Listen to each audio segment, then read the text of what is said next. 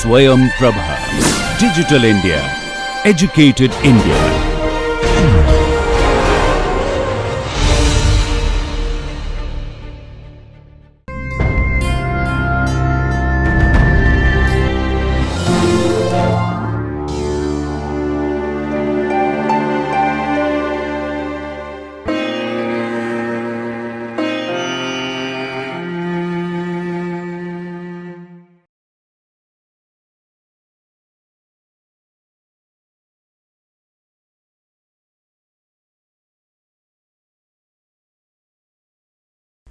Good afternoon, dear students.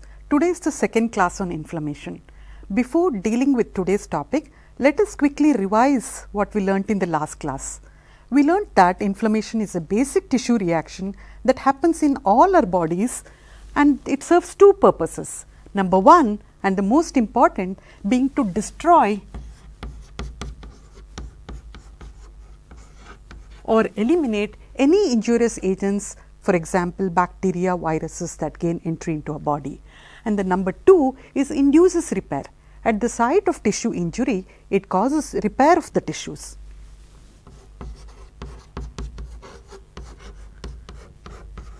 Then we learnt about the tissue reaction that happens in case of inflammation. We learnt that there are two important components. Number one being vascular and number two is cellular. So, under the vascular events, we learnt that initially in response to the injurious agent, the blood vessels show some changes. First of all, the blood vessels dilate in response to the histamine that is released from the mast cells at the site of injury. So, you also have learnt that the mast cells are the WBCs which have left the circulation and are residing in the tissues. So, mast cells are the first responders. Whenever there is any injurious agent that enters into a body, the mast cells are stimulated and they release histamine. Now, what does the histamine do? Histamine acts on the blood vessels. It causes vasodilatation and it also causes increased vascular permeability. Now, what do you mean by increased vascular permeability? Normally, the endothelial cells are very closely opposed to each other. There is no gap between the endothelial cells. Now, this histamine causes increased gap between the endothelial cells, right? You see the gaps between the endothelial cells. What happens when there is increased gap between the endothelial cells? The plasma which is present within the blood moves out into the tissue. Okay, so there is outpouring of plasma from the circulation into the tissue where there is inflammation. Also, we learnt that because of the movement of fluid from the circulation to the tissues, there is stasis within the blood vessels. Now, this stasis, what happens? Because of the hemodynamic changes, normally you know that the cells, the WBCs, the RBCs and the platelets, which are the cellular components in the blood, they move in the center of the bloodstream, what is called as a laminar flow.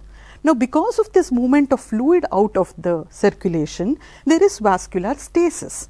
Now, this causes the movement of these cells from the center of the stream to fall out to come to lie at the periphery. Okay, so these cells which are in the center of the bloodstream now move towards the outside and come to lie in the endothelial cells. So, this is the first step. Now, what do we want in inflammation? We want these leukocytes which are a defense cells or the immune cells to reach the site of injury and destroy and eliminate them. So, the vascular events have helped the process of cellular events that follow. So, the leukocytes which are residing in the center of the stream have fallen out and they have come to line the periphery at the endothelial cells, what is called as margination. Now, so this is what we learnt in the last class. So, to summarize the vascular events, we learned number one is vasodilatation, number two is increased vascular permeability, number three is stasis. So, all these are contributing to the cellular events that are going to follow in case of inflammation. So, let us move on to learn about the cellular events. So, we will move on to learn about the cellular events that happen in inflammation. So, moving on, we learn about the cellular events that happen in inflammation. You can see a very apt description of inflammation here. the invisible waging civil war within a body. So, as we learnt, it involves two components, vascular and the cellular. Vascular vasodilatation, increased vascular permeability, and stasis, which we dealt in detail in the last class. Today we will focus on the cellular events that happen in inflammation, wherein there is emigration of leukocytes from circulation to the site of inflammation. So, leukocytes leave the blood vessels to arrive at the site of injury, and it is a sequential process, involves margination, rolling, adhesion, transmigration, chemotaxis, and Faygo Cytosis. So, these are the steps that happen before a leukocyte from circulation exits and arrive at the site of inflammation to tackle the injurious agents. Now, let us look at this picture. What you are seeing here is a blood vessel which is lined by endothelial cells. Now, we can see there is an injurious agent which has come into the tissue. Normally, these endothelial cells are very closely opposed to each other. We learnt that because of the release of histamine at the site of inflammation by histamine, there are gaps between the endothelial cells, what is called as increased vascular permeability. Now, this results in movement of fluid out of circulation into the tissues, and we learnt that this disturbs the laminar flow, wherein the cells which are focused in the center of the stream fall out to be arranged at the periphery, margination. So, this term is called margination. Now, you can see the leukocytes are moving at the periphery because of margination. At around the same time, the injurious agents, or because of release of various other substances, the endothelial cells get activated. The endothelial start expressing certain adhesion molecules.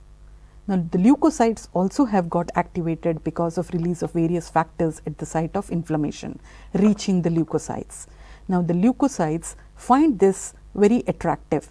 The endothelial cells, the adhesion molecules on the endothelial cells attract the adhesion molecules on the leukocytes, and they stick to each other. Okay, so, they stick to each other, but this is a very low affinity adhesion. The leukocytes, because the blood is flowing very fast, the leukocytes get detached because this is not a very firm adhesion. So, leukocytes get detached, again get attached, detached. So, they slowly stumble or roll over the endothelial cells, a process called as rolling. Okay, so, what we are seeing here in rolling is that the adhesion molecules on the endothelial cells and the complementary adhesion molecules on the leukocytes, they bind to each other. However, this adhesion is a very low affinity adhesion which gets disturbed by the fast flowing blood, because of which they detach to only get further attached to the next endothelial cells and resulting in rolling. So, what are these adhesion molecules that are present on endothelial cells and leukocytes?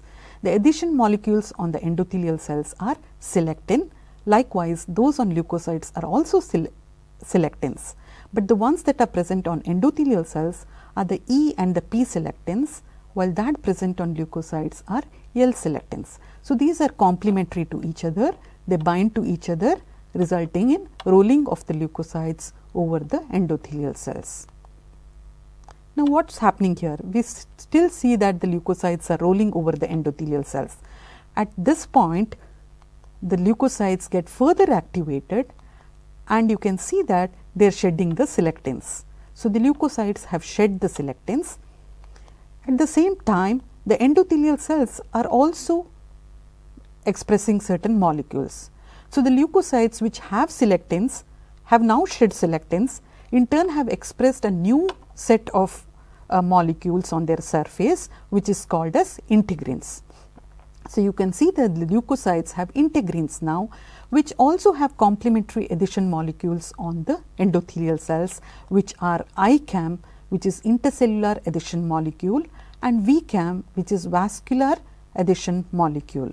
So, we see here that the integrins which are now expressed on the leukocytes, as they are getting more and more activated, is binding to complementary adhesion molecules on the endothelial cells, which are ICAM and VCAM.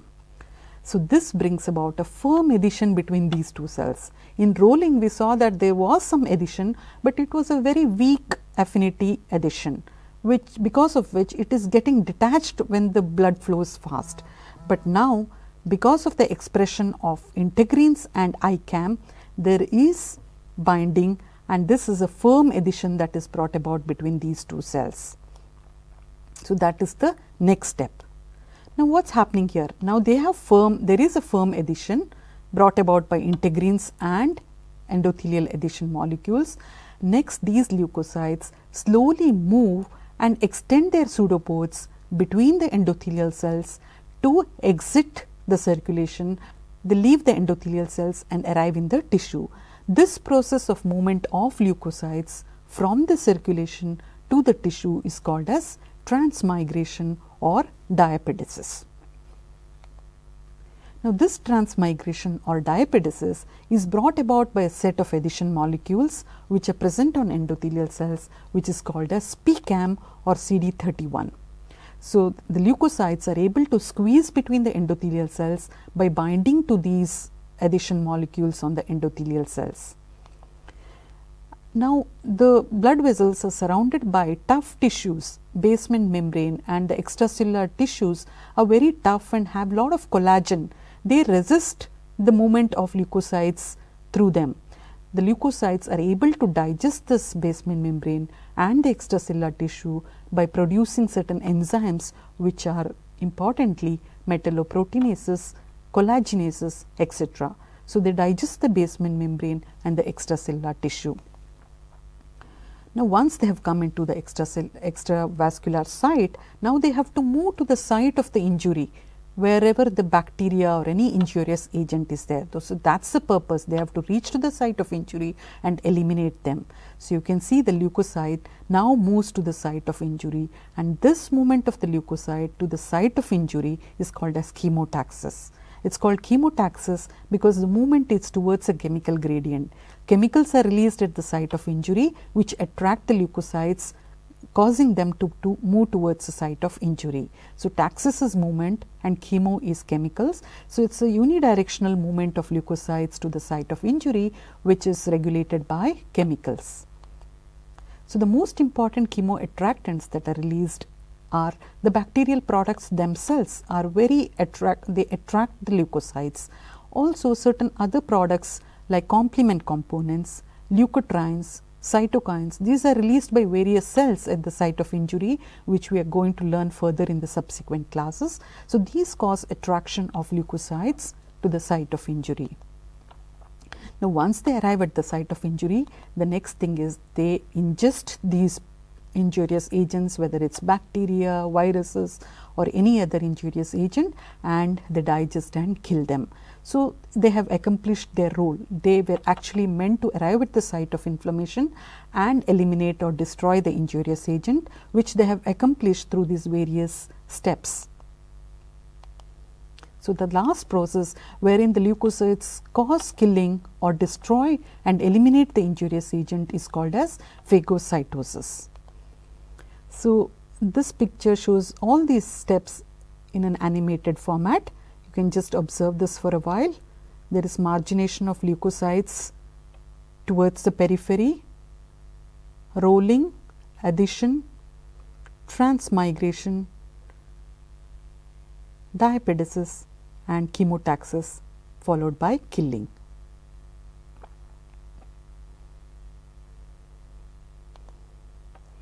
So, just a bit about each of these steps which we learnt. So, we learnt that with increased vascular permeability, fluid leaves the vessels, causing leukocytes to settle out of the central flow and marginate along the endothelial surface, which is called as margination or pavementing. Then we learnt that there is a process of rolling which happens because of the adhesion molecules, most importantly the selectins, E and P selectins which are present on the endothelial cells are complementary to L selectins which are present on the leukocytes. Now, binding of these two adhesion molecule causes weak adhesion which gets disturbed by the fast moving blood. So, this is rolling. Following rolling, the selectins are shed and a new set of adhesion molecules we learnt are integrins on the leukocytes and endothelial adhesion molecules which are ICAM and VCAM. This brings about firm adhesion of the leukocytes to the endothelial cells. Next, we learned that the leukocytes which are firmly adherent to the endothelial cells now try to leave the circulation, move across the endothelial cells to the tissues, a process known as transmigration or diapedesis. We learned that the adhesion molecules PCAM present on the endothelial cells bring about this action. Then the leukocytes have to degrade the basement membrane and the collagen and other tough tissues that surround the vessels. This happens because the leukocytes secrete various enzymes which digest these proteins, most important being MMPs or matrix metalloproteinases.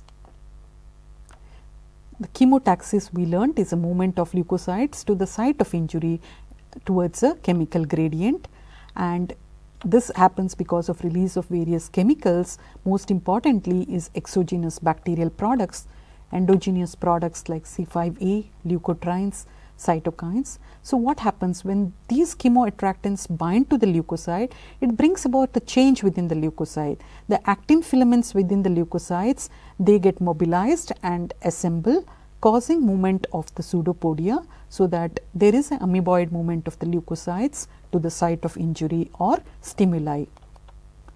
So, this summarizes these effects. This is a picture from Robbins pathologic basis. You can see the leukocytes are marginating, there is rolling, adhesion, transmigration, and finally chemotaxis. So, this chart summarizes the adhesion molecules that are present, which are responsible for leukocyte emigration: selectins, integrins, endothelial adhesion molecules, and immunoglobulin superfamily.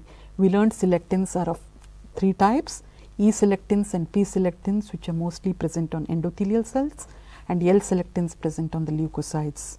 Integrins, which brought about adhesion, are expressed on leukocytes. There are of further 2 types: B1 integrin, which binds to VCAM, and B2 integrin, which binds to ICAM. Endothelial adhesion molecules are ICAM1, which is intercellular adhesion molecule, and VCAM, which is vascular adhesion molecule. Now, we learned that integrins and these endothelial adhesion molecules brought about firm adhesion. The immunoglobulin superfamily has CD31 and PCAM, which is important in the process of transmigration or diapedesis. Now, what causes the expression of these adhesion molecules, whether on endothelial cells or leukocytes? It's cytokines. We learn about cytokines in subsequent class, but cytokines, as the name says, cyto is cells. They are certain substances which are released by cells, which, for example, macrophages and other leukocytes, which cause their expression on endothelial cells and also leukocytes. So, most important among them being interleukin-1 and TNF.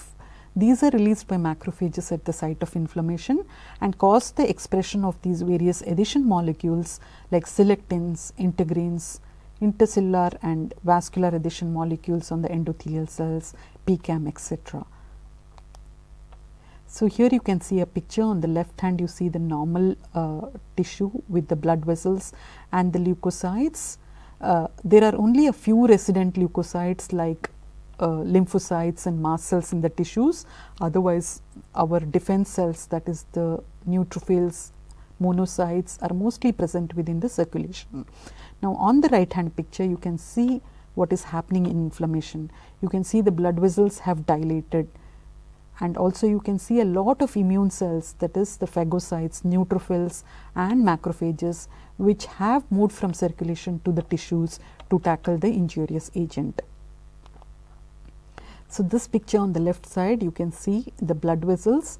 The neutrophils are actually are showing margination. They normally reside in the center of the vessels, but here there is margination. You can see them being aligned along the endothelial surface.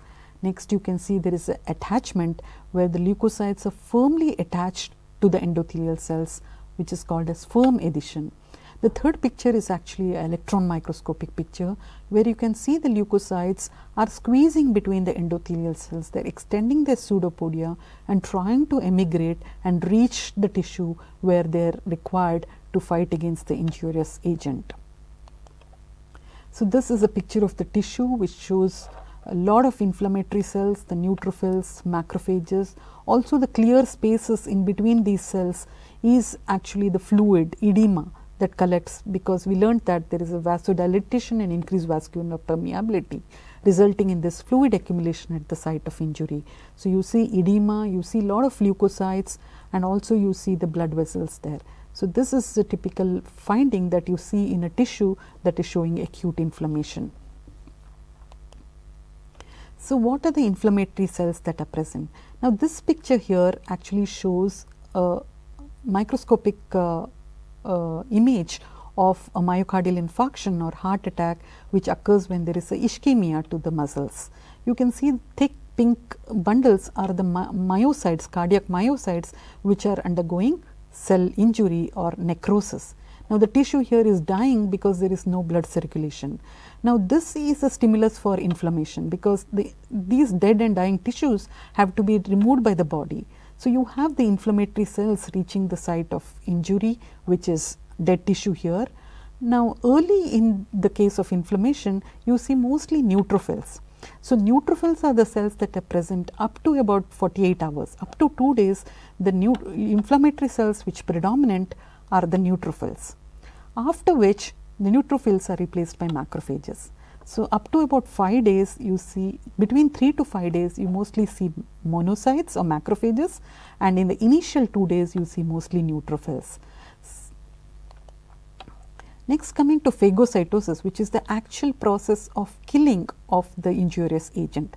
Phago means eat, cyto is cell.